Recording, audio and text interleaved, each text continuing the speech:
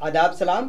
मैं हूँ चांद हसन और आप सबका स्वागत है हमारे इस खास पॉडकास्ट में, जहां हम बात करेंगे ज़िंदगी से जुड़े उन किस्सों के बारे में जो बीत चुके हैं, जो बस यादें रह गई हैं। और आज इस खास पॉडकास्ट में हमारे साथ अपने ज़िंदगी से जुड़े यादों को साझा करने के लिए आज हमारे मेहमान हैं प्रियंका सिंह। आपका स्वागत है मैम। ज़िंदगी से जुड़े उन किस्सों को आपसे जानना चाहेंगे, आपसे रूबरू होना चाहेंगे जो अब आपकी यादों में कैद है। जैसे हम सबसे पहले शुरुआत करते हैं कि आई थिंक हम दोनों वो 90s एरा के बच्चे हैं, जो बहुत सारी चीज़ें जो हमने आज के दौर में और पहले के दौर में जो जिया है वो काफ़ी फ़र्क आ गया है। क्योंकि उस वक्त बहुत सारी ऐसी चीज़ें थी जो हम फिज़िकली इन्वॉल्व होते थे, चाहे वो फिर खेल हो या फिर फिटनेस खेल हो या फिर बहुत सारी ऐसी चीज़ें होती थी। हमारे पास एक काफ़ी समय होता था अपने फिज़िकल एक्टिविटी को पार्टिसिपेट करने के लिए या फिज़िकल एक्टिविटी में इन्वॉल्व होने के लिए काफ़ी एक वक्त मिलता था, क्योंकि उस वक्त का मोबाइल नहीं थी जी। या फिर हम आपसे शुरुआत करना चाहेंगे। सबसे पहले आप ये बताएं कि आप कहाँ से हैं मैम, और अपने बारे में थोड़ा सा हमारे दर्शकों को बताएं कि आप कहाँ से बिलोंग करते हैं और आपके तालीम कहाँ से शुरुआत हुई और अभी आप कहाँ पे हैं। थैंक यू सो मच चांद जी, आपने मुझे यहाँ पॉडकास्ट प्रोग्राम के लिए बुलाया। आपने बोला कि मैं बताऊँ कि मैं कहाँ से बिलोंग करती हूँ। मैं बिल्कुल हमारे बुद्ध जी ने जहाँ से एजुकेशन ली है, बिहार से बिलोंग करती हूँ। मेरा जो कल्चरल बैकग्राउंड है वो बिहार से है। मैं बॉर्न हुई हूँ झारखंड में, और मैंने जो अपनी पढ़ाई की है बिकॉज मेरे पेरेंट्स जो थे वो सिविल इंजीनियर थे, तो हमने मोस्टली हर कुछ टाइम में ट्रांसफ़र कर लिया है। तो मैं ऐसे ही किसी पर्टिकुलर लैंड से नहीं हूँ, बट स्टिल मैंने बहुत सारे जगह को एक्सप्लोर किया है। मैं इलाहाबाद रही हूँ, मैं मुरादाबाद रही हूँ, मैं दिल्ली रही हूँ, मैं कुछ टाइम गुजरात रही हूँ, मैं रांची रही हूँ, मैं लेह लद्दाख भी कुछ टाइम के लिए रही हूँ। तो वो सारे ही जो कल्चरल इम्बाइब है, वो कल्चरल टच है, वो मेरे अंदर कहीं ना कहीं इम्बाइब होता गया है। और यही वजह है कि मैं एक प्रॉपर इंडियन गर्ल हूँ, और मैं वो सारे ही कल्चर को बहुत अच्छे से इंजॉय करना पसंद करती हूँ। आपने बात की कि हाँ हम 90s के हैं, तो लिटरली मैं बहुत ज़्यादा खुद को थैंकफुल मानती हूँ कि मैं एक 90 की किड हूँ, और मैंने बहुत सारे ऐसे गोल्डन मूवमेंट्स को इंजॉय किया है, अपनी मेमोरीज़ का उनको पार्ट बनाया है। तो I am really grateful and thankful to all those person who are a part of my memories. Exactly. सबसे पहले शुरुआत करते हैं, अक्सर आज हम जब सोशल मीडिया के ज़माने में जब जी रहे हैं, तो हम जब अपने मोबाइल को स्क्रॉल कर रहे होते हैं, चीज़ें हमारे फीड में जब आती हैं, तो देखते हैं कि 90s से रिलेटेड बहुत सारे जो हम प्ले खेले हुए हैं, जो चीज़ें हमने लाइफ में जिए हैं, वो सारी चीज़ें का एक मेमोरी काइंड ऑफ थिंग हमारे फीड में आ जाता है, और हम सडनली हम उस टाइम जोन में चले जाते हैं और चीज़ों को मिस करने लगते हैं। जैसे हम शुरुआत करते हैं कि जब इंटरटेनमेंट के लिए हमारे घरों में दूरदर्शन हुआ करती थी जी, राइट। और वो ज़माना था शक्तिमान का। जी बिल्कुल बिल्कुल, शाकालाका बूम बूम का, सोनपरी का, मतलब वो एरा ही अलग था। हम नॉडी देखा करते थे। अभी जब मैं उन टाइम को याद करती हूँ, तो मैं आज के टाइम पे बच्चों को बताती हूँ कि उस टाइम पे जो हमारे कार्टून शोज़ होते थे, जो हमारे ड्रामा शोज़ होते थे, उनमें एक अलग ही चार्म था। मतलब हम में उनको देखने का एक्साइटमेंट भी अलग था, और उन सारे सीरियल्स में, उन सारे ड्रामाज में भी एक अलग चार्म था। मतलब we literally enjoy by looking at them, और हम अच्छी सारी चीज़ें उनसे सीखते थे और अपनी लाइफ में उनको इम्बाइब करते थे। That is so great. अब हम इस टाइम जोन को, अब हम 90s में चले गए हैं, अब इस टाइम जोन को हम थोड़ा सा अलग अलग तरीके से इस चीज़ को फिर से हम जिएंगे। जैसे हम शुरुआत करते हैं दूरदर्शन एरा का। दूरदर्शन के टाइम में क्या था, सबके घरों में और मोस्टली जितने भी घरों में टीवी हुआ करते थे, उन घरों में आपको एंटीना देखने को मिलता था। राइट। तो सबसे पहले मैं अपने घर से शुरुआत करता हूँ, अपने घर की कहानी को बताता हूँ, फिर आप उससे रिलेट कीजिएगा कि आपके साथ भी ऐसा हुआ है क्या। जी। हम 3 भाई, एक बहन है। तो हमारे घर में मतलब 90s में होपफुली कि हमारे घर में टीवी थी। मतलब टीवी होना भी एक बहुत बड़ी वो होती थी कि कुछ जी, घरों में बिल्कुल। टीवी होते थे और वहाँ पे मोहल्ला के सारे लोग आके आपके घर में जो भी है फिल्म हो या फिर सीरियल ड्रामा हो, हो, ड्रामा मैचेस हो, हो। वो देखते थे। जी बिल्कुल। तो होता क्या था कि अब हम रूरल एरिया से बिलोंग करते हैं, बेसिकली मैं झारखंड से बिलोंग करता हूँ और ये लातेहार डिस्ट्रिक्ट का में हमारा घर हुआ, बालूमाथ ब्लॉक हुआ। तो वहाँ पे क्या होता था कि सडनली वो जो दूरदर्शन का टेलीकास्ट होता था वो काफ़ी ब्लरी या हेजी होने लगता था। Okay, right. तो हम एंटीना को हिलाना पड़ता था या फिर कौवा या कोई पक्षी जाके बैठ जाए तो वो सडनली वो सिग्नल चला जाता था। Right, right. तो हम 3-4 भाइयों में से बाकी कजन भी होते थे, तो सबका नंबर था कि वो बारी बारी से जाकर उस एंटीना को फिर से सेट करना होता था और फिर वो वापस आना होता था और ये थ्रू आउट चलता था। और ये सफ़र करना और फिर देखना, मैं उस चीज़ को, तो ये मैं आपसे पूछना चाहूँगा, ये चीज़ें आपके तरफ भी थी या फिर ये इन चीज़ों को आपने भी किया है? ये क्या हुआ? बिल्कुल, मैंने भी ये चीज़ें एविडेंस की है। मतलब हम किसके घर में टीवी है हमें जाकर देखना पड़ता है, ठीक है। वहाँ पर हम किसी भी एक रोड पर खड़े होकर ये आइडेंटिफाई कर सकते थे कि हाँ कौन से ऐसे घर है जिनके घर में टीवी, और वो कैसे, आपने बताया एंटीना की वजह से। तो वो चीज़ें बहुत क्लियरली एविडेंट थी, ठीक है। इसके अलावा बारिश होती थी तो वो ऐसे डॉट्स पूरे स्क्रीन में आ जाते थे। बहुत बारी तो ये भी हुआ है कि हमने टीवी को ऐसे टैप करके टीवी को चलाया है। तो वो सारी चीज़ें लिटरली अभी मैं याद करती हूँ तो I had a smile on my face. और लिटरली मतलब कुछ पाने के लिए हमें स्ट्रगल करना पड़ता था और हम उस चीज़ को ज़्यादा इंजॉय करते थे। क्यों? क्योंकि हमने उसके लिए अपना हार्डवर्क, अपना टाइम इन्वेस्ट किया और उसके बाद उसे चलाया है। तो वो सारी जो मेमोरीज हैं वो लिटरली दोज आर गोल्डन। बिल्कुल। अब हम वहाँ से शुरुआत, टीवी की बात हो गई, हमने इंटरटेनमेंट के लिए कैसे स्ट्रगल किया, ये आज के जनरेशन के बच्चे जान पाएंगे कि आज तो मोबाइल में है, नेटवर्क है, इंटरनेट है। तब तो हम ये सोच भी नहीं पाते थे कि मोबाइल ऐसी कोई चीज़ भी आएगी जो हम वीडियो कॉल देखेंगे, हाथ में टीवी देखेंगे, हाथ में मैच देखेंगे, एक क्लिक में सब कुछ, पूरी दुनिया जहान की चीज़ों को हम देख लेंगे। एजुकेशन इतना इन्वॉल्व हो गया है कि हम एजुकेशन को एज अ ट्यूशन हम वहाँ पे मोबाइल के थ्रू ट्यूशन ले सकते हैं। ये सब खैर चीज़ें बदल गई हैं, हम उस टाइम फ्रेम में ही अभी रहना चाहेंगे। तो अब आ जाते हैं बात जॉइंट फैमिली की। जी राइट। हमारे टाइम अब क्या है कि बच्चे या फिर ये ऐसा कल्चर हो गया है कि लोग क्या है ना कि अपने बच्चे और खुद पेरेंट्स ये इन्हीं को ज़िंदगी मान बैठे हैं। और ये माइंड सेटअप ऐसा है कि अगर बच्चों को इस तरीके से वो परवरिश हो रही है कि वो नहीं चाहते कि मेरी बच्चियां की शादी हो तो वो जाए तो उनके घर में लंबे चौड़े फैमिली हो, या जॉइंट फैमिली हो, या मेरी बच्ची सबको देखभाल करे और सबको लेकर चले।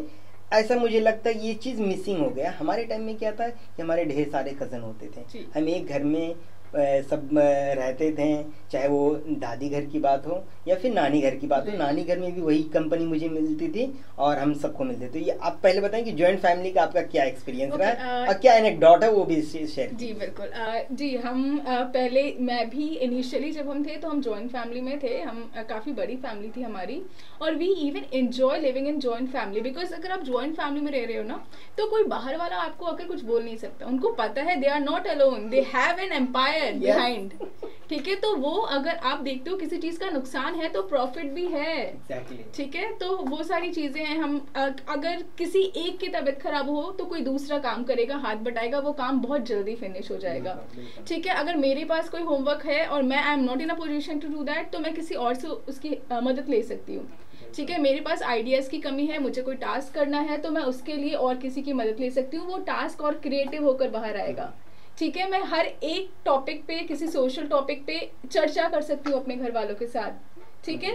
तो वो सारी चीज़ें एक अलग आइडियाज़, एक अलग टुगेदरनेस, एक अलग एटमोसफेयर देता था। तो that is definitely a good thing, ठीक है। बट अगर हम बात करें न्यूक्लियर फैमिली की तो living in a nuclear family make you more responsible, ठीक है। कहीं ना कहीं वो आपको बताता है कि आप खुद से सारी चीज़ें कर सकते हो, ठीक है। आपको किसी पे डिपेंड होने की ज़रूरत नहीं है। तो वो भी एक प्रॉफिट है, एक एडवांटेज है to those who are living in nuclear family. But मुझे ऐसा लगता है कि ग्रैंड पेरेंट्स का जब आप बहुत छोटे हो, मतलब बहुत ज़्यादा मैच्योर नहीं हो, बट जब आप अपने बिल्कुल एडल्ट वाली एज में हो तो ग्रैंड पेरेंट्स का होना एक आशीर्वाद की तरह है, और वो होना चाहिए। एटलीस्ट आपको पता होना चाहिए उनकी वैल्यूज़ क्या थी, उनकी कहानियाँ आपने सुनी होनी चाहिए। मतलब दीज आर लिटरली बहुत अच्छी चीज़ें हैं। अगर आपने ग्रैंड पेरेंट्स से कहानियाँ सुनी हैं, उनके साथ वो वक्त गुजारा है, उनको थोड़ा संभाला है, उन्होंने आपको संभाला है, तो ये सारी चीज़ें बहुत अच्छी हैं, और मुझे ऐसा लगता है कि I am grateful for that. और मैं इनमें से एक चीज़ ऐड करना चाहूँगा कि अभी के बच्चों को मोबाइल के थ्रू कार्टून्स या कहानियाँ सुनाई या देखी जाती, वो देखते हैं, या उनके बच्चे कहानियाँ अब दादा और दादी और नाना और नानी से कहानियाँ सुनने को ना के बराबर रह गई है। लेकिन मैं बताना चाहूँगा कि we are 90s kid, and that time हम लोग क्या करते थे, हमारी दादी नानी और दादा या नाना से हम कहानी सुनते थे, और वो जो स्टोरी टेलिंग होती थी, आप यकीन माने वो कहानियाँ आज भी हमारे दिलो दिमाग में, हमारे जहन में थ्रू आउट है कि मेरे नाना ने ये कहानी सुनाई थी, और मेरे नानी ने ये कहानी सुनाई थी, मेरे दादा ने ये कहानी सुनाई थे। तो ये चीज़ें थ्रू आउट, ये वो स्टोरी टेलिंग का फॉर्म जो था वो ब्रेक हो गया, और काइंड ऑफ मोबाइल इतना चीज़ें उनकी जगह ले लिया है। और ख़ासकर जॉइंट फैमिली से मुझे लगता है जॉइंट फैमिली का एडवांटेज ये रहा है प्रियंका जी कि आप चीज़ों को अलग अलग इंडिविजुअल माइंड के साथ इंटरेक्ट करते हो, और इतने सारे कज़न आपके बीच में है ना, तो आप जब जॉइंट फैमिली में बचपन जीते हो, तो आप रियल लाइफ में जब आगे जाते हो, कॉलेज लाइफ या कॉलेज के बाद जो भी आप हायर एजुकेशन में जाते हो या बाहर की दुनिया में जब आप इंटरेक्ट करते हो, तो आप काफ़ी सोशल हो जाते हो। चीज़ों को मैनेज करना, नए लोगों के साथ रहना, नए लोगों के साथ बिहेव करना, प्रॉब्लम्स के साथ कैसे खड़े रहना है, प्रॉब्लम्स को कैसे सॉल्व करना है, ये सब चीज़ें आपको बचपन में ही वो जॉइंट फैमिली के बीच में लीडरशिप क्वालिटी डेवलप हो जाती है। So true, right, exactly. तो ये सब चीज़ें हैं जो अभी मुझे लगता है कि अब वो चीज़ें धीरे धीरे वो हमारी सोसाइटी से ख़त्म हो रही है, जो कि सही नहीं है। बट आज भी गांव में जॉइंट फैमिली देखने को मिलती है। शहरों में तो खैर मैं नहीं कह सकता हूँ। शहरों में तो शहरों के लिए तो मैं एक ही चीज़, मैं जब बोर्ड दिया हूँ, बोर्ड का एग्ज़ाम, तब से मैं बाहर हूँ। ऑलमोस्ट ये 15 साल होने चला है। तो मैं बाहर रहने का अपने तजुर्बे के हिसाब से, मैं एक बहुत अच्छे किसी शायर ने कहा है, तो उन्हीं के मैं कुछ शायरी में आपको बताना चाहूँगा, शायरी के माध्यम से, कि शायद आपको पसंद आए जी। कि मुझे याद नहीं रहती चीज़ों को, तो मैं नोट कर लेता हूँ जी, बिल्कुल। तो सुनिएगा। ये हिजरतों का ज़माना भी क्या ज़माना है जी। ये और लोग रिलेट कर पाएंगे जो अपने घरों से बाहर रहते हैं एजुकेशन के लिए या कमाने के लिए, या फिर फेस्टिवल्स में अपने घर को नहीं पहुंच पाते हैं जी। तो ये पेन जो है वो शायद हर कोई वो रिलेट कर पाएंगे, हर वो इंसान के लिए है, और ये बस वो वही समझ पाएंगे जो अपने घरों से दूर है जी।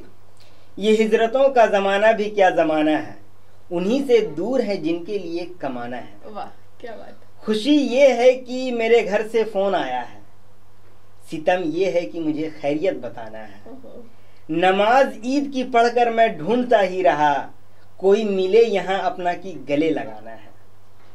तो ये खैर बहुत खूब। सच में मुझे लगता है हर वो इंसान जो अपने घर वालों से दूर होगा, अपने चाहने वालों से दूर होगा, वो इन चीज़ों से बहुत रिलेट कर पाएगा, और ये सारी पंक्तियाँ उनके दिल को छू जाएंगी। टीचिंग लर्निंग क्या है? बेसिकली एक रिलेशनल बॉन्ड है, राइट। तब जाके वो टीचिंग लर्निंग प्रोसेस कंप्लीट होता है।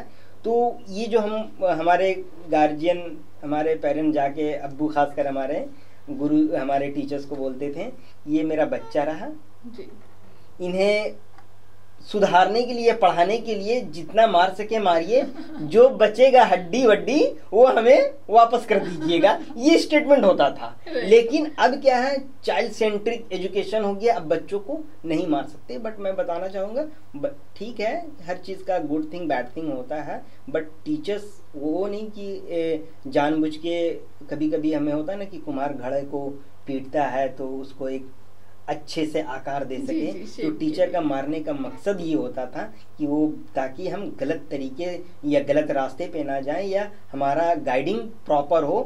तो अब समझ में आता है उन शिक्षकों का महत्व क्या था, मैं अपने सभी गुरुजनों को इस मंच से मैं उन सभी को याद कर रहा हूँ, उनको नमन कर रहा हूँ, और उनका योगदान को मैं जितना चाहूँ नकार नहीं सकता हूँ। वो हमारे गुरु हैं और सदैव हमारे गुरु रहेंगे। कहानियाँ बताएं या फिर किस्से बताएं जो स्कूल में आपने जिया है। वैसे स्कूल में बहुत सारी ऐसी मूवमेंट्स है, मतलब कभी मेंटोर बनने के लिए लड़ाई करना, ठीक है, क्लास का मॉनिटर बनना, ठीक है। हमेशा स्कूल में ये देखा गया है कि हमेशा जो भी नोटिस बच्चा है उसे मॉनिटर बना दें, है ना, तो क्लास अपने आप सुधर जाएगी, बिकॉज वो बच्चा जब बोर्ड पर आएगा तो वो सारी चीज़ें मैनेज हो जाएंगी। मेरे साथ तो ये सीन था कि नहीं, मैं सबसे ज्यादा नॉटी नहीं थी, बट स्टिल स्टूडियस होकर मॉनिटर बनाया था, ठीक है। किसी एक बच्चे का बोर्ड पे नाम लिखो, वो कोई दूसरा बच्चा आकर उसे रब कर देगा, तो ये छोटी छोटी चीजें है ना। बोर्ड पे कुछ ऐसा लिख देना जिससे बच्चे हंस रहे हैं, और मैम मेरे को बोल रही है कि व्हाट यू हैव रिटन, और मैंने उसे दूसरे ही मिनट जब मैम ने बोर्ड देखा तो मैंने उसे रब कर दिया, ठीक है। चौक से एक दूसरे को मारना, ठीक है, और या चौक से कभी कभी टीचर को मारना, ठीक है। और कभी कभी तो ऐसा है कि और लोगों ने मारा और मैंने चौक उठाया और टीचर ने मुझे ही पकड़ लिया, अच्छा, ठीक है। तो मतलब ऐसी चीजें, अभी वो सारी चीजें, because we don't use even chalk for teaching, we have a white board या डिजिटल बोर्ड, ठीक है। तो वो सारी चीजें कहीं हिडन हो गई हैं, but still we have enjoyed those moments, और बहुत ही मज़ेदार टाइम था, ठीक है। जब हमारा एनुअल फंक्शन होता था, we used to stay in the school, और हम वो एंजॉय करते थे, वो प्रैक्टिस सेशन, 26 जनवरी में वो डांस परफॉर्म करना, लड्डू का वेट करना कि हाँ हमें वो लड्डू मिलेंगे, लड्डू के लिए स्पेशली स्कूल जाना, मतलब वो सारे moments, those are literally ultimate. मुझे याद है कि जब 26 जनवरी 15 अगस्त इस तरीके का जब फेस्टिवल, जब हमारे लिए तो स्टूडेंट्स के लिए तो मुझे लगता है कि क्या वो मतलब ईद, बकरीद, दिवाली, होली, क्या जो 26 जनवरी और 15 अगस्त को जो हम जिस तरीके से प्रिपेयर होते थे, और हम सुबह सुबह पता है प्रभात फेरी करते थे, अर्ली मॉर्निंग उठते थे और जय जवान जय किसान का नारा लगाते हुए, बहुत तरह का नारा होता था आज़ादी से रिलेटेड, तो हम पूरे जितना मोहल्ला होता था हम वो घूरते थे, जो अभी कंप्लीट ख़त्म है। प्रभात फेरी अब बच्चों को, अब जैसे प्रभात फेरी क्या है, प्रभात फेरी अर्ली मॉर्निंग उठते हैं और हम सभी अपने स्कूल से बच्चों को कलेक्ट करके और वहाँ से लेके पूरा गली मोहल्ला जो है अपने इलाके के, वहाँ पे हम नारा लगाते थे। दैट इज़ कॉल्ड प्रभात फेरी। सुबह अर्ली प्रभात मीन सुबह, हाँ, तो हम सुबह में ही वो घूमते थे। वो जो उसके प्रिपरेशन होता था, यूनिफॉर्म को तैयार करना, उससे रिलेटेड जितना ज़्यादा अपना कॉस्ट्यूम जो हो ढंग का हो, और फिर टाइम पे जाना, वो परेड पे लगना, और पूरे गांव का जो लोग वहाँ पे इकट्ठा होते हैं, प्ले होते हैं, उन सब में पार्टिसिपेट करना, वो मतलब कहीं ना कहीं लग रहा है कि अब भी होता है। शायद मैं अब वो लाइफ में नहीं हूँ, या वो लाइफ स्टाइल काफ़ी दूर चला गया, इस वजह से शायद मुझे ये लग रहा है कि काफ़ी मैं नॉस्टैल्जिक हो जा रहा हूँ। बट हाँ, ये चीज़ें हैं कि वो मतलब 90s के बच्चों को मैं लकी मानता हूँ कि वो दो टाइम जोन देख लिए कि एक इंटरनेट और जब मोबाइल आना शुरू हुआ तो उनके सामने क्या हुआ, इन्वेंट चीज़ें हुई, अब काफ़ी तेज़ी से हुई। तब 90s में क्या था, चीज़ें टेक्नोलॉजी डेवलप हो रही थी, बट एक स्पीड उनकी मॉडरेट थी। जी राइट। बट क्या है कि अब चीज़ें क्या इतनी मॉडरेट थी कि हम उस टेक्नोलॉजी को सीख सके। हाँ राइट। और अब क्या है कि आप देखो ना, आईफोन कितना जल्दी इवॉल्व हो रहा है कि आप इवन आईफोन क्या हर एक चीज़ें अपडेट हो रही हैं। अब चीज़ें, हर चीज़ें, सॉफ्टवेयर हो या कोई भी चीज़ें हो जो अपडेट मांगती हैं, और चीज़ें बदल जाती हैं, फंक्शन बदल जाता है, फीचर्स बदल जाता है। अब उसको आपको अपडेट रहना पड़ेगा, अदरवाइज आप, बहुत बड़ा चैलेंज है वो अभी के सोसाइटी में, वो चैलेंज ही है। और इन सब चीज़ों को टेक्निकल सेवी जो टर्म दिया जाता है कि 90s जो अर्ली 80s या 70s के हैं, जो उतने ज़्यादा टेक्नोलॉजी से कनेक्ट नहीं हो पाते। हम 90s के बच्चे हैं जो इजीली उस एरा में भी कनेक्ट हो गए, इस एरा में भी कनेक्ट हो गए। अपने तालीम से रिलेटेड, एजुकेशन से रिलेटेड बताएं कि कैसे यहाँ पे पहुँचने, आप दिल्ली तक कैसे पहुँचे, आपका अभी का क्या है, स्कूलिंग कहाँ से किए, कॉलेज, फिर यहाँ तक कैसे पहुँचे आप? ठीक है, मैं अभी आपने शायरी से अपनी सिचुएशन को बताया था, तो मैं भी कोशिश करूंगी कि यहाँ बहुत सारे यूथ हैं, बिकॉज बहुत सारा स्ट्रगल करने के बाद हम यहाँ पर आपके साथ बैठे हैं। It's not that easy. तो मैं कुछ पंक्तियों से अपने हौसलों को, और जितने भी युवा हैं, जितने भी ऐसे लोग हैं दोज हु आर स्ट्रगलिंग, उनके हौसलों को बुलंद करना चाहूँगी। बिल्कुल, इरशाद फरमाएं। जी बिल्कुल। काम करो ऐसा कि एक पहचान बन जाए, काम करो ऐसा कि एक पहचान बन जाए, हर कदम ऐसा चलो कि एक निशान बन जाए। लोग कहते हैं ना कि निशान छोड़ते हुए आगे बढ़ना चाहिए, तो वही यहाँ जिंदगी तो हर कोई काट लेता है, जिंदगी तो हर कोई काट लेता है, जिंदगी जियो इस कदर कि एक मिसाल बन जाए। क्या खूब, क्या खूब। ये लाइनें सिर्फ वो लाइनें नहीं हैं जो एक अरसा गुजरता है स्ट्रगल करते हुए, जो एक मुकाम हासिल लोग करते हैं, उन पूरी कहानियों का एक चंद लाइनों में फलसफा है जो प्रियंका जी ने बताया। बहुत खूब। मतलब कोई एक इंसान है जो, अगर आप कोई एक ऐसा इंसान जिसने आपका एग्जाम्पल दिया कि वैसा बनो, तो मुझे ऐसा लगता है कि आपकी जिंदगी सफल हो गई। तो आपने जो भी अपने सफ़र में जो चीज़ें देखी हैं, माँ बाप का कितना रोल रहा है, या माँ बाप को क्या चीज़ें, बच्चियों के बीच में कम्युनिकेशन गैप होता है, उन सब चीज़ों को आप थोड़ा सा बताएं अपने एक्सपीरियंस के हिसाब से कि बच्चियों को या माँ बाप को क्या कहना चाहिए एक दूसरे से। ये कौन सा गैप है जो एक दूसरे को साझा नहीं कर पाते हैं? मुझे ऐसा लगता है जब हम पुराने टाइम्स में 90s की बात करें, तो एक गैप हमेशा से बन जाता है बिटवीन फादर एंड डॉटर। दो उनका रिलेशन बहुत अल्टीमेट है, I am so close to my father, but still एक गैप है। मतलब आई यूज टू हेसिटेट उन्हें कुछ बताने के लिए।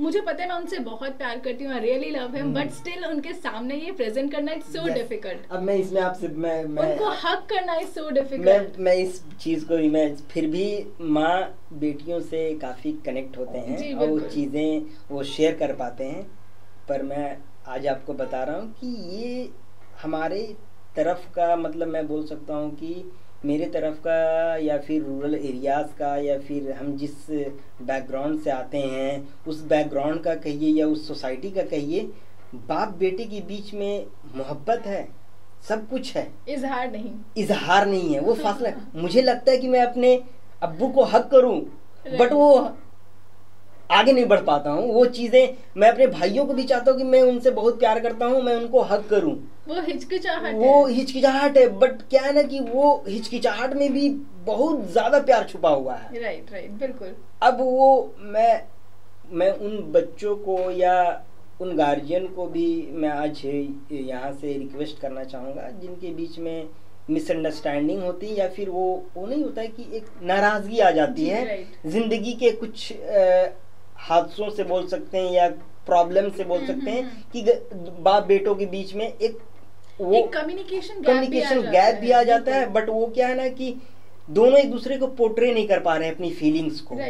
बट मैं क्या कहता हूँ कि आप चीज़ों को खुलकर, या आप गार्जियन हैं तो अपने बच्चों के सामने बैठाएं, उनसे बात करें, उनके प्रॉब्लम्स को जानें और उनको वो चीज़ का हौसला दें कि कोई नहीं, मैं हूँ। राइट बिल्कुल। ये जो थोड़े पुराने पेरेंट्स हैं ना, इनमें ये चीज़ें हैं। मैं आपको एक चीज़ बताती हूँ, आज के जो पेरेंट्स हैं ना, वो आंख बंद करके अपने बच्चों पे भरोसा करते हैं।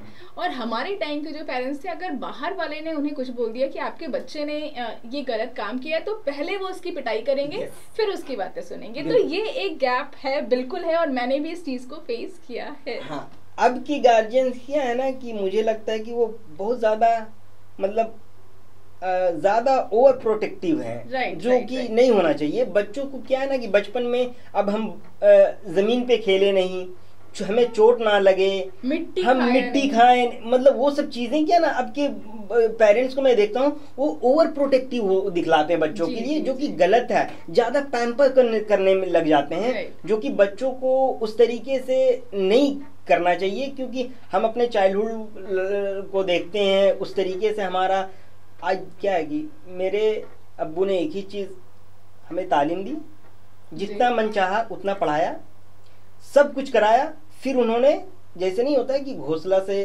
निकाल देना, कि जाओ अपना रास्ता खुद तय करो, खुद से स्ट्रगल। क्या है ना, आपको जो किताबें, जो यूनिवर्सिटीज जो नहीं सिखाती हैं, वो आपको आपका तजुर्बा, आपका स्ट्रगल सिखाएगा।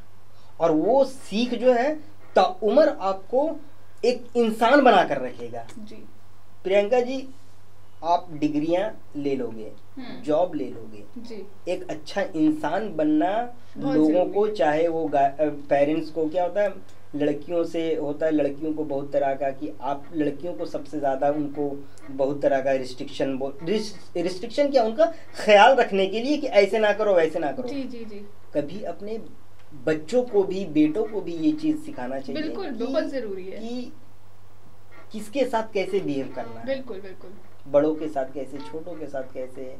तो ये एक ना समझदारी है, या फिर वो कि लड़कियां हैं कोई सब तरीके से रिस्पॉन्सिबल मान लिया जाता है, या फिर उन्हीं को कि तुम ही बच कर रहो, तुम ही ये करके रहो। तो मैं इन सब चीज़ों के खिलाफ हूँ कि जितना लड़कियों समझाने से ज़्यादा बेहतर है कि आप अपने बच्चों बेटों को समझाएं, ताकि ये चीज़ें बैलेंस हो। अभी आपने माँ बाप की बात की, तो उनका जो प्रेम है उसको हम मेजर नहीं कर सकते, तो मेरे पास उनके लिए भी कुछ पंक्तियां हैं, बिकॉज दो मैं अपने मम्मा और पापा दोनों से ही बहुत ज़्यादा अटैच्ड हूँ, तो ये पंक्तियां सिर्फ डैड के लिए नहीं है, ये मम्मा के लिए भी है। हाँ, ये डैड के लिए नहीं है, ताकि पापा के लिए, ताकि पापा मम्मा के बीच में हमें बचपन में चूज करना होता था ना कि आप किसे चूज करते हो, तो वो वाला सिचुएशन नहीं है यहाँ पे, दोनों के लिए, दोनों के लिए, बिल्कुल दोनों के लिए। तो कोई इतना प्यारा कैसे हो सकता है, ये जावेद शेख जी की लाइन्स हैं, कोई इतना प्यारा कैसे हो सकता है, फिर सारा का सारा कैसे हो सकता है, तुझे जब मिलकर भी उदासी कम नहीं होती, तुझे मिलकर भी अगर उदासी कम नहीं होती, तो तेरे बगैर गुजारा कैसे हो सकता है। क्या खूब है, क्या खूब है। शुक्रिया। शेरो शायरी का आप काफी शौक रखती हैं, अब शेरो शायरी का शौक रखती हैं, तो मैं भी थोड़ा बहुत क्या कुछ शायरों को पढ़ते रहता हूँ, और मैं थोड़ा बोल सकता हूँ खुद को कि मैं थोड़ा हूँ शायराना। ओके ओके, तो चलिए सुनते हैं, फिर बताते हैं। हाँ, बशीर बद्र का लिखा हुआ एक शायरी है, मैं उसे आपको सुनाना चाहूँगा। बेवक्त अगर जाऊँगा सब चौक पड़ेंगे, एक उम्र हुई दिन में कभी घर नहीं देखा, ये फूल मुझे कोई विरासत में मिले, ये फूल मुझे कोई विरासत में मिले, तुमने मेरा कांटों भरा बिस्तर नहीं देखा। क्या बात। महबूब का घर हो कि बुजुर्गों की ज़मीनें, महबूब का घर हो कि बुजुर्गों की ज़मीनें, जो छोड़ दिया फिर उसे मुड़ कर नहीं देखा। अरे वाह, क्या बात। जिस दिन से चला हूँ मेरी मंजिल पे नज़र है, जिस दिन से चला हूँ मेरी मंजिल पे नज़र है, आँखों ने कभी मील का पत्थर नहीं देखा। अरे वाह, बहुत खूब। तो ये ज़िंदगी से जुड़े फ़लसफ़ों के बीच में ये उन सब लाइनों को मैं थोड़ा अपने कैद करते रहता हूँ। आपके नानी घर का आपके जीवन पे, आपके लाइफ स्टाइल पे कितना रोल है, कितना कंट्रीब्यूशन है, हमारी नानी का, हमारे दादा का, मतलब अगर आप जॉइंट फैमिली में हो तो हर एक इंसान का जिसने आपके अंदर कोई भी एक क्वालिटी जगाई, ठीक है, तो उन सबका ही हमारे लाइफ में बहुत इम्पोर्टेंट रोल है, हमें खुद यहाँ तक पहुँचाने में। मतलब हमारे हर एक इंडिविजुअल का, हमारे पेरेंट्स का, मम्मा पापा, दादा दादी, नाना नानी, हर उस इंसान का हमारे लाइफ में बहुत बड़ा रोल है, जिसने हमें आज इतना काबिल बना दिया कि हम और आप आज यहाँ बातें कर रहे हैं। जिंदगी की बात हो, कहानियों की बात हो, यादों की बात हो, और दोस्त ना आए, ऐसा हो ही नहीं सकता। उनके बगैर तो कहानियाँ अधूरी हैं, हमारे यादें अधूरी हैं। तो आपके बचपन के सखी सहेलियां होंगी, तो वो कहाँ पे हैं अभी, या किस जगह पे उनसे कम्युनिकेशन है आपका, या फिर कितने खास मित्र हैं? मित्र तो खास होते हैं, बट कुछ ही खास होते हैं, तो बताएंगे उनके बारे में, या फिर उनसे जुड़े कुछ कहानियां हो जो आप साझा कर सकें हमारे साथ। जी, दोस्तों से क्या बोलूँ, मतलब बहुत सारे ऐसे दोस्त हैं जिनसे हम बहुत टाइम से नहीं मिले, लेकिन जब हम मिलेंगे तो वो गैप ही नहीं पता चलेगा कि हम इतने टाइम से दूर थे। तो कुछ पंक्तियाँ बताऊंगी, आपके साथ शेयर करूंगी, फिर आगे बढ़ते हैं। मंजिलें क्या है, रास्ता क्या है, हौसला हो तो फासला क्या है। तो वो फासला हमें पता ही नहीं चलता। कुछ ऐसे दोस्त हर इंसान की लाइफ में, मुझे ऐसा लगता है दोस्तों के मामले में ना क्वांटिटी से ज़्यादा क्वालिटी मैटर करती है, और अगर आप उन क्वालिटी वाले दोस्तों से दूर हैं, आपके बीच में फासला है, और फिर बहुत फासले के बाद भी आप मिल रहे हैं, तो आपको वो फासला नहीं जाहिर होगा, आपको समझ में ही नहीं आएगा कि हम इतने टाइम से दूर भी थे, बिकॉज दोस्ती होती ही ये है कि अंडरस्टैंडिंग, आपको सारी सिचुएशन को समझना है और मिलो ऐसे जैसे बहुत क्या बोलते हैं, वो राम लक्ष्मण मिलते हैं, राम सीता मिलते हैं 14 साल के वनवास के बाद, तो उसी तरीके से मतलब जैसे कि हम लड़कों की दोस्ती अक्सर लड़कों की दोस्ती के बारे में बोली जाती है कि लड़कों की दोस्ती क्या है ना कि मतलब 5 रुपए का चाय के लिए 50 रुपए का पेट्रोल खर्च कर देते हैं। जी जी। और ये मतलब ये सिर्फ कहने की बातें नहीं है, ये हकीकत है। मैं बहुत ज़्यादा सोशल हूँ, पहले मैं बता देता हूँ कि मेरे बहुत सारे फ्रेंड्स हैं। मतलब चाइल्ड स्कूलिंग का फ्रेंड्स अलग हैं, कॉलेज लाइफ का अलग है, जहाँ जिस जगह पे मैं रहा हूँ वहाँ के मेरे फ्रेंड हैं और सभी से अल्हम्दुलिल्लाह सबसे कम्युनिकेट करता हूँ। और सिर्फ ऐसा नहीं है कि मतलब आप बात करो ना करो डजंट मैटर, बट जब भी आप बात करो कहानी वहीं से शुरू होती है। या जब मिलो तो आपको लगेगा कि नहीं कि एक वो या फोन नहीं कर रहे हो या फिर बात नहीं करो तो कोई शिकायत है कि तूने मुझे फ़ोन नहीं किया। लड़कों का तो ऐसा ही है कि फ़ोन करो, अपना तकिया कलाम होता है कुछ बात करने का, वो उस तरीके से बिहेव करके आपसे बात करेंगे। और बिल्कुल शॉर्ट आउट मामला होता है कि फ़ोन करो ना करो मैटर नहीं करता है, बट तू मेरा दोस्त है, तू मेरा भाई है। बट हाँ ये कि आपने क्वांटिटी या क्वालिटी की बात की कि दोस्त तो बहुत होते हैं, कुछ खास लाइफ में होने चाहिए, बिल्कुल कुछ जिनसे आप हर कुछ शेयर कर सकते हो। बहुत सारी चीज़ें होते हैं कि हम अपने पेरेंट्स से नहीं शेयर कर पाते हैं, हम अपने बाकी अपने मैरिड अगर लाइफ है तो अपने वाइफ से शेयर नहीं कर पाते हैं, या और भी चीज़ें हैं जो बहुत दुनिया में किन्हीं से नहीं शेयर कर पाते, वो अपने दोस्तों से शेयर कर पाते हैं। ये डिप्रेशन में आप कभी नहीं जाएंगे अगर आपके पास अच्छे दोस्त हैं। आप कभी भी बहुत ज़्यादा स्ट्रेस्ड आउट नहीं होंगे अगर आपके पास दोस्त हैं। आप बहुत ज़्यादा खुद को आइसोलेटेड नहीं फील करेंगे आपके पास अगर अच्छे दोस्त हैं। तो बिल्कुल मुझे ऐसा लगता है हर इंसान को अपने लाइफ में कुछ दोस्त, अजीज दोस्त तो रखने ही चाहिए। क्योंकि दोस्तों का रोल हमें शायद नहीं पता, या मेरे दोस्तों को भी शायद नहीं पता कि उनका रोल मेरे लाइफ में कितना है जी। ये उनको भी नहीं पता है कि मेरे लाइफ में उनका रोल कितना है। मुझे ऐसा लगता है दोस्त हर कोई हो सकता है। ये भी हो सकता है कि आपके भाई बहन आपके दोस्त बन जाए। दोस्त होना मतलब कोई भी दोस्त हो सकता है। आपके पेरेंट्स, अगर आपके उनके बीच में अंडरस्टैंडिंग अच्छी है तो आपके पेरेंट्स आपके दोस्त हो सकते हैं, आपके टीचर्स आपके दोस्त हो सकते हैं, आपके ग्रैंड पेरेंट्स, आपके सिबलिंग्स, कोई भी, आपके मेंटर्स, आपके कलीग्स, कोई भी आपका एक अच्छा दोस्त बन सकता है। तो दोस्तों का मेरे दोस्त मतलब बहुत से ऐसे चीज़ें हैं जो मैं बता भी नहीं सकता। उनका इस तरीके का मेरे लाइफ में पार्टिसिपेशन है, वो जैसे अभी मैं बात कर रहा हूँ तो अगर वो सुनेंगे, ये पॉडकास्ट सुनेंगे तो वो समझ जाएंगे और वो सब जिक्र भी करेंगे कि 8-10 मेरे दोस्त हैं। 8-10 क्या मोर देन 10-12 होंगे। बहुत पंडित एक मेरा दोस्त है, बाकी मेरे ग्रुप का जो है 10 लोगों का मैं नाम अब क्या एक एक करके नाम लूँ, वो सारे दोस्त हैं। बट क्या है ना कि उन सब में से भी जो आपको लगता है कि आप जिनको सीक्रेट बताओ ना और वो चीज़ें वो उन्हीं तक रहें जी, राइट। मतलब ये नहीं कि वो आपकी चीज़ों को दूसरे से बता के वो आपकी बातों को मजाक उड़ा रहा हो या फिर उन सब चीज़ों को पब्लिकली कर रहा हो। तो और सबसे अच्छी बात है ना कि जो आपके खास दोस्त है ना, उनको आपका कुछ भी बताना ही नहीं पड़ता, वो पढ़ लेते हैं कि तू परेशान है क्या। वो इतने कनेक्ट होते हैं ना आपसे, वो आपकी एक आवाज़ सुनकर, वैसे ये दोस्ती मैंने बताया कि वो आपके पेरेंट्स भी समझ जाते हैं बहुत बारी, और आपके दोस्त भी, मतलब आपके हेलो बोलने से ही वो समझ जाते हैं कि भाई इट्स एवरीथिंग ऑल राइट, क्या सब कुछ ठीक है।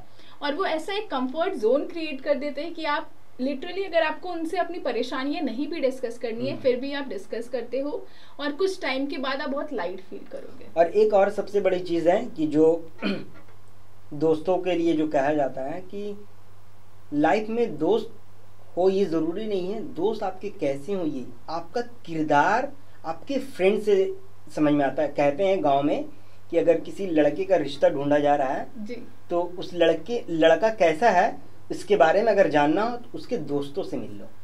मतलब उनके दोस्त कौन है या कैसे हैं वो बता देगा कि लड़का का किरदार कैसा है, लड़का का कैरेक्टर कैसा है। तो इतना बड़ा दोस्त का रोल होता है कि आप दोस्त जब वैसे तो चुनते नहीं हो, ये दोस्त क्या है कि एक रिश्ता है जो आप बाय बर्थ नहीं मिलता है, बट आपको लाइफ के हर एक हिस्से से ये आपके जुड़ते हैं और ये लाइफ लॉन्ग जो है ये रिश्ता चलता है। और कभी कभी होता है कि भाई से ज़्यादा इम्पोर्टेंट आपका दोस्त बन जाता है। भाइयों के बीच में तकरार हो जाती है, भाइयों एक दूसरे को देखना नहीं चाहते, बट स्टिल मैं चाहता हूँ, भाइयों के लेके मेरी ये फीलिंग है कि मतलब मैं उनको कभी बोल भी नहीं सकता हूँ कि मेरे भाई मेरे लिए ऐसे हैं कि मैं नहीं चाहता हूँ कि वो कभी, मतलब बहुत सारे सोसाइटी में केसेस होते हैं ना जो देखते हैं कि भाई भाई एक दूसरे, मैं जिंदगी भर जब तक रहूं मेरे भाई मेरे से अलग ना रहें, एक साथ रहें। ये मेरा मतलब वो है कि, और ये इन सब चीज़ों को credit goes to my parents, because उनका वो उस तरीके से परवरिश रहा है कि उनको एक साथ, मेरे पापा मैकेनिक हैं, मेरे अब्बू मैकेनिक हैं, उनका क्या रहा है कि शुरू से वो बाहर रहे हैं, बाहर का लाइफ स्टाइल देखे हैं, तो उनको पता है कि स्ट्रगल क्या होता है। वो थ्रू आउट वो बैठकर वो चीज़ों को, अपना स्ट्रगल लाइफ को मोटिवेट करने के लिए वो बचपन की चीज़ों को बताते, कैसे स्ट्रगल करना हुआ, कैसे चीज़ों को लेके चलना हुआ। बट अब जब कमाने, मतलब जब जॉब लग गया है, जब अपना पैसा कमा रहा हूँ, तब समझ में आता है कि बाप के पैसे से अब सारे शौक पूरे करते हो, जब अपना पैसा आता है तो उनसे जिम्मेदारियां पूरी होती हैं। तो ये चीज़ें हैं कि एक बाप का साया होना भी बहुत बड़ी चीज़ें होती हैं कि आपके पेरेंट्स अगर आपके साथ हैं तो आप बहुत बड़े खुशनसीब हो। जिनके पेरेंट्स नहीं हैं उनसे जाके पूछो कि उनकी कमी क्या होती है। तो अपने पेरेंट्स का कदर ये नहीं कि आप उनको मिस करो, तब उनका कदर जिस दिन आप जान जाओगे, कहते वो मिसाल क्या, ये हकीकत है कि हमारे अकॉर्डिंग टू इस्लाम या बाकी अदर रिलीजन में कि माँ के पैरों के नीचे जन्नत बोला गया है। जी बिल्कुल। कि एक शख्स का अरमान है या दुआ है कि अगर जिंदगी में मौत हो तो माँ के पैर के नीचे हो, क्योंकि फरिश्ते भी कंफ्यूज हो जाएंगे कि इनको लेके कहाँ जाऊं, ये तो मरा ही जन्नत में है, मरा ही जन्नत में है, तो ये मैं इसको लेकर कहाँ जाऊं। तो इस तरीके की चीजें हैं। तो अब आगे इस बातचीत को आगे बढ़ाते हुए मैं अपनी कुछ और पंक्तियों को आपके साथ साझा करना चाहूँगा। शायरी है, जॉन एलिया साहब को आपने सुना होगा या फिर सुनते होंगे, तो उनका एक खास और बोल सकते हैं कि काफ़ी फेमस है, तो मैं आपसे साझा करूँगा।